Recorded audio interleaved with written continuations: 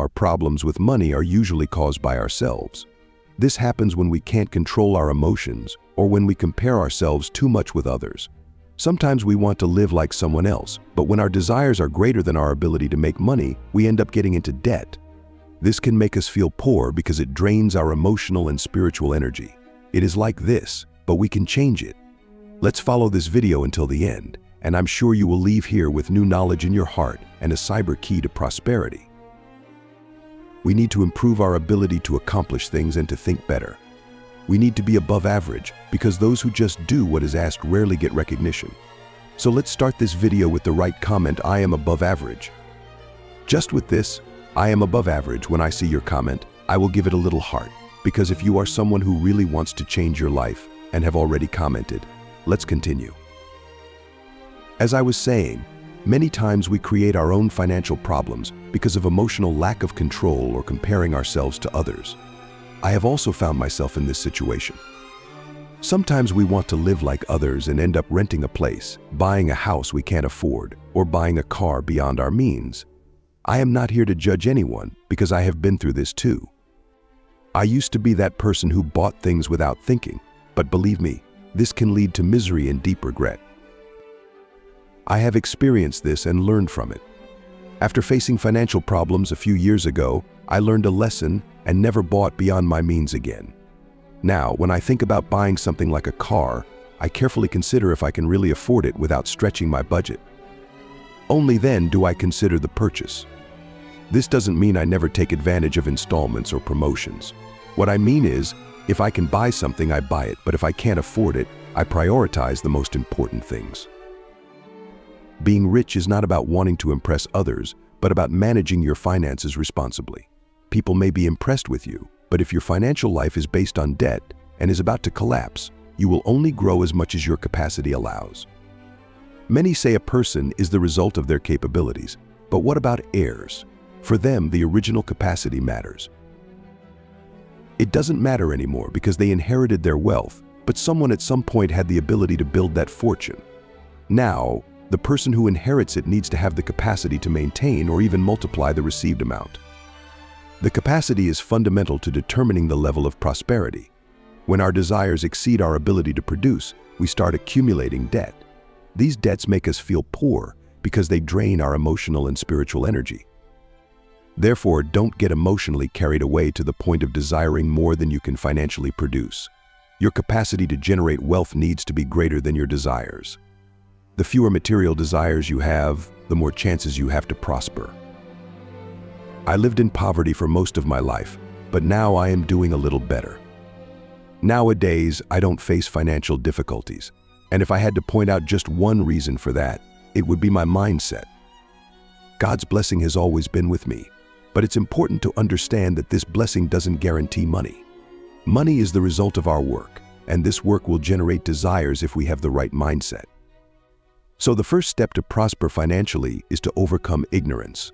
There is no doubt about what I am about to teach. The first thing to attract wealth into your life is financial mindset. If you don't change your mind, you won't change your financial situation.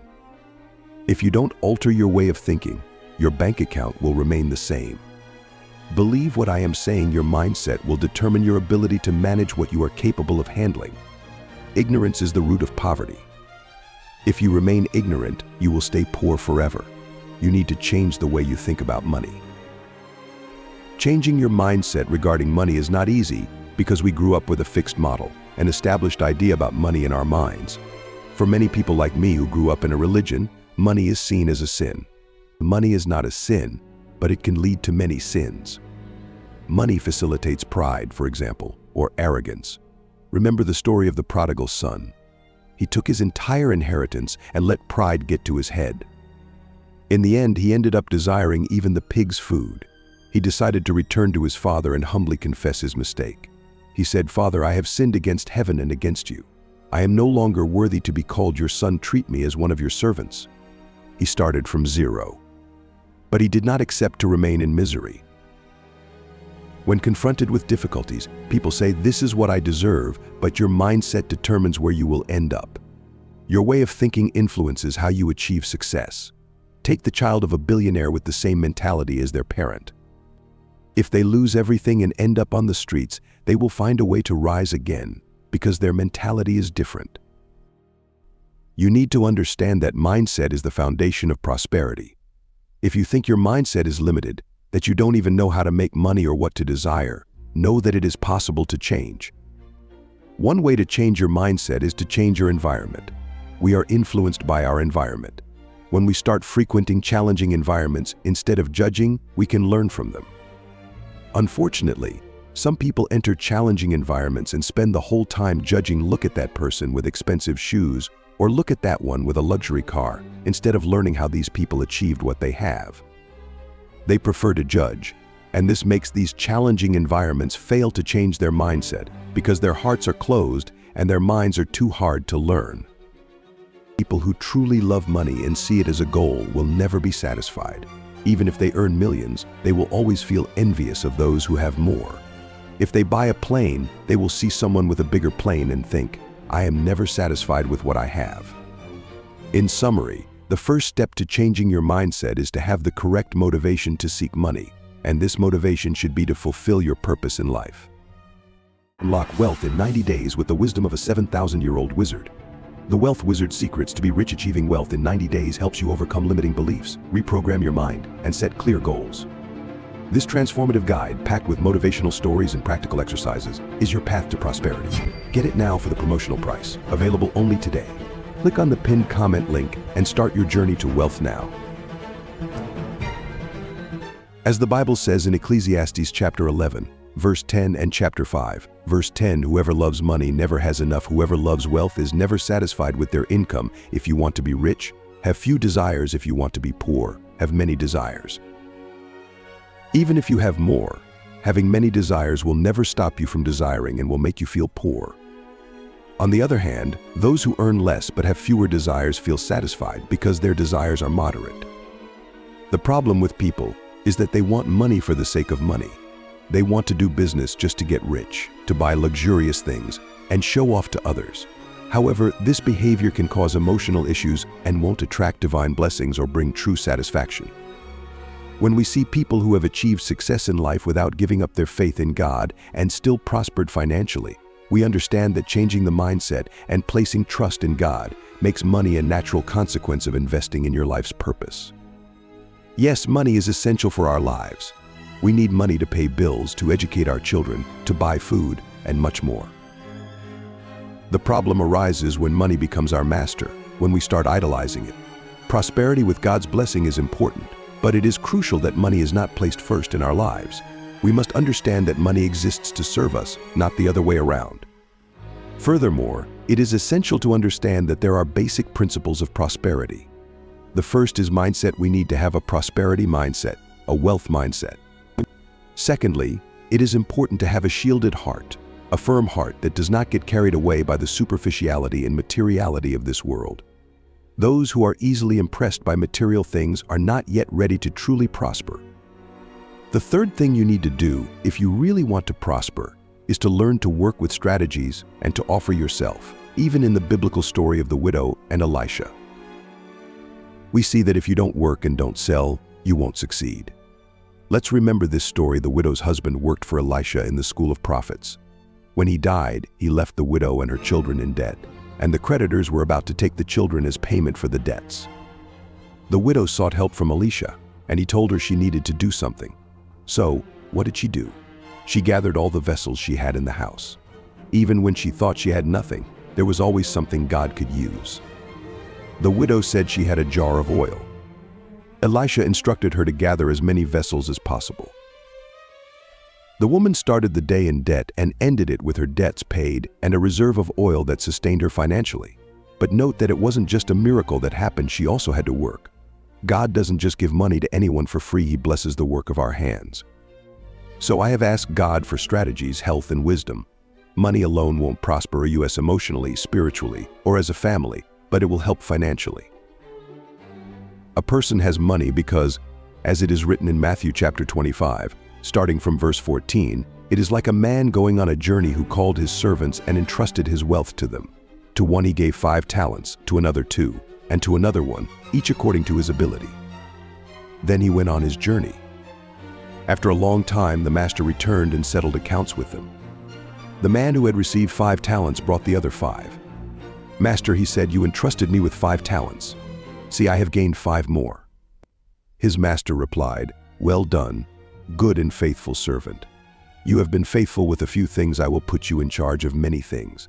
Come and share your master's happiness." The man with 2 talents also came. "Master," he said, "you entrusted me with 2 talents. See, I have gained 2 more." His master replied, "Well done, good and faithful servant. You have been faithful with a few things, I will put you in charge of many things. Come and share your master's happiness." Then the man who had received 1 talent came. "Master," he said, "I knew that you are a hard man, harvesting where you have not sown and gathering where you have not scattered seed. So I was afraid and went out and hid your talent in the ground. See, here is what belongs to you." His master replied, "You wicked, lazy servant. So you knew that I harvest where I have not sown and gather where I have not scattered seed? Well then, you should have put my money on deposit with the bankers, so that when I returned I would have received it back with interest. So take the talent from him and give it to the one who has 10 talents. For whoever has will be given more, and they will have an abundance. Whoever does not have, even what they have will be taken from them.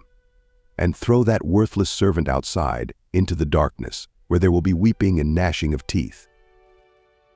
This servant didn't do what was right and ended up losing everything, because the Bible says, "For whoever has will be given more, and they will have an abundance. Whoever does not have, even what they have will be taken from them." Those who have 5 talents multiply them to 10, and now have even what those who didn't work to have, because the little that the other had did not bear fruit, and was transferred to the one who had much. And that is why those who do not produce end up serving those who are producing. Those who do not multiply will have to transfer to those who are multiplying. This is in the Bible and has been working for 2,000 years. Multiplication happens because of our mindset and capacity, which provide us with even more. This is incredible. Do you know why you don't have what you need? It might be because you are desiring more than you produce financially, or because you haven't developed your capacity. When someone reaches a level of capacity and is satisfied with it, they don't produce. But then she couldn't expect to grow because her capacity increased, and so did what she received. When the widow's capacity was exhausted, she sought to increase it, and you can do the same. Dedicate 1 or 2 hours a day to increase your specific knowledge about finances. Read books about finances, watch lectures, and ask questions on the subject. Start with the information and seek knowledge. Increase your capacity. There comes a time when we need to decide if we want to continue living a life of scarcity and financial difficulties, or if we want to prosper. To prosper, we need to start increasing our ability to achieve. Prosperity means doing more than required, exceeding expectations, and delivering more than promised. Those who do only the minimum necessary are useless. If you work for someone and always do the minimum, what sets you apart? What adds value, including financially? The secret is to develop skills to do what few can, to increase your capacity, and to be proactive in thinking and acting. It's not enough to follow orders without thinking. The more you think, produce, and supply, the more you will prosper, and more opportunities will arise. Therefore, we need to decide to change, to increase our capacity, and to completely transform our results. If you are not satisfied with your financial situation, the first step is not to settle. Start to change. Those who conform to what they have will not have the drive to change. This was the first video where we talked about how to get out of debt and start to prosper financially. I have much more to share with you. If you want me to do part 2, then comment, "Do part 2," and I will. Now, I will leave 2 videos appearing on your screen where I talk about how you can go from poverty to prosperity in a short time. Click on them and watch now.